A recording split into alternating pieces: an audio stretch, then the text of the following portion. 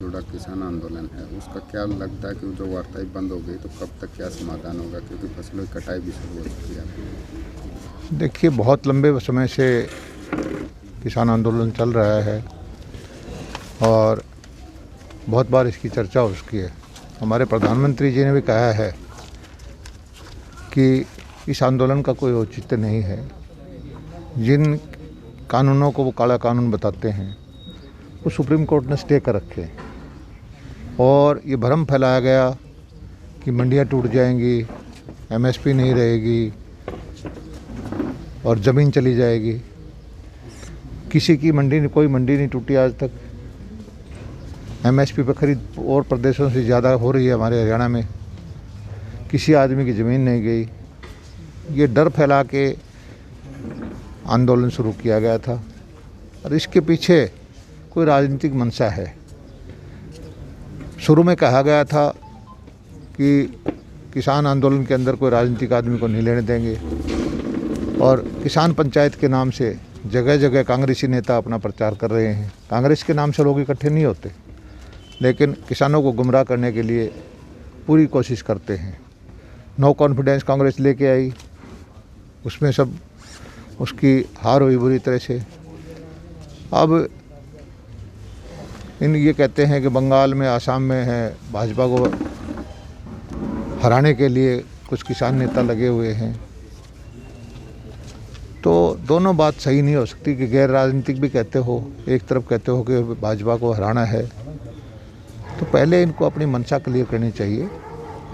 और किसान आंदोलन में जब सुप्रीम कोर्ट की कमेटी बनी हुई है, वो विचार कर रही है, इससे बड़ा कोई अदालत है नहीं देश में, उसने स्टे कर रखा है, तो इसका औचित्य कोई लगता नहीं।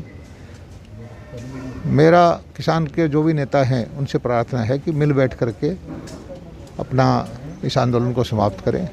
और किसान भाइयों को, भोले भाले किसानों को पहले ही आप बहुत तकलीफ दे चुके हैं। सर, आज जल दिवस भी है, लेकिन जल की अगर बात करें तो जल की काफ़ी कमी है। सिंचाई तो दूर, पीने के पानी तक के लाले पड़े हुए काफ़ी जगह पर। इस बार जो है अभूतपूर्व संकट है। जमुना के अंदर 1000 क्यूसेक भी पानी नहीं है। औसत पानी का जो लेवल भाखड़ा डैम का होता था उससे 60-70 फुट नीचे है। तो हमने निर्देश दिए हैं कि सारे पहले पानी जो है पीने के लिए दिया जाए,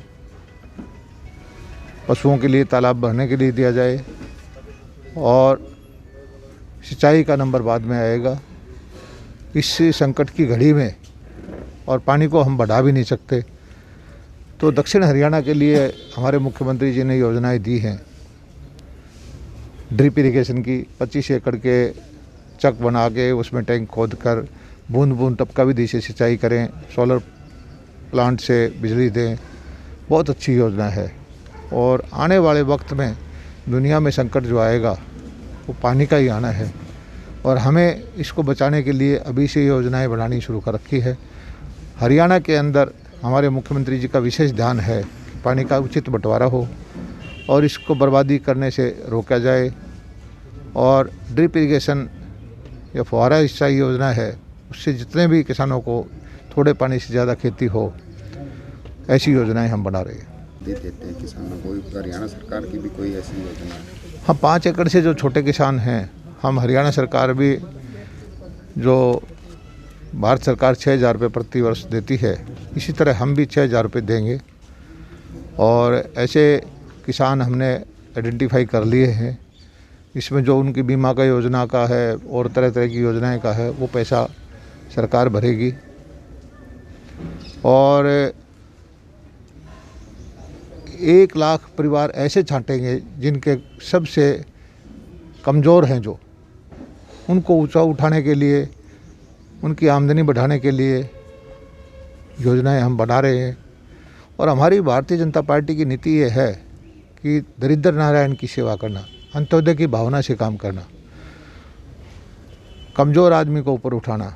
और जो सरकार के जो संसाधन हैं उस पर पहला हक जो है उस कमज़ोर आदमी का है।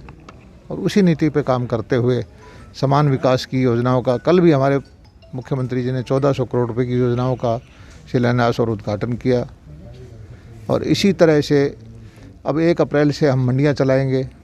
सौभाग्य की बात यह है कि हमारी नीतियों की वजह से सरसों का भाव आज एमएसपी से ऊपर है, कपास का भाव एमएसपी से ऊपर है और अच्छी परचेज हमने बाजरे की, अच्छी परचेज हमने सूरजमुखी की, मूंगफली की, सरसों की। और जो विदेशों से पाम ऑयल आयात होता था जिसमें बहुत भारी घपले होते थे, मोदी जी ने उस पर टैक्स लगाया, जिससे हमारे स्वदेशी सरसों का तेल पाम ऑयल से ज़्यादा गुणकारी है, ज़्यादा शुद्ध है, उसकी खपत बढ़ी है। और स्वदेशी का जो हमारी विचारधारा है उसको अगर हम आगे बढ़ाएंगे तो किसानों को भी फ़ायदा होगा। सर 4-5 स्टेट में इलेक्शन है, खासकर पश्चिम बंगाल पूरे देश की नज़र है, सभी पार्टियों की नज़र, क्या लगता है क्या नतीजे रहेंगे? अब तो सभी लोग यही कहते हैं कि भाजपा की जीत निश्चित है आसाम में, बंगाल में। और ये परिणाम ये है कि जो हमारी नीतियां थी किसान को 6,000 रुपये प्रति साल देने की, ममता बनर्जी ने वो पैसा भी किसानों तक नहीं जाने दिया। और बदलाव चाहते हैं लोग बंगाल के, और बदलाव के सामने उनको एक ही पार्टी दिखाई देती है, भारतीय जनता पार्टी। कांग्रेस का अस्तित्व पूरे देश से ख़त्म होता जा रहा है। कांग्रेस के पास कोई नीति नहीं है, कोई नीयत नहीं है। कांग्रेस येन केन प्राकेण सत्ता हथियाना चाहती है, लोग कांग्रेस को सत्ता नहीं देंगे।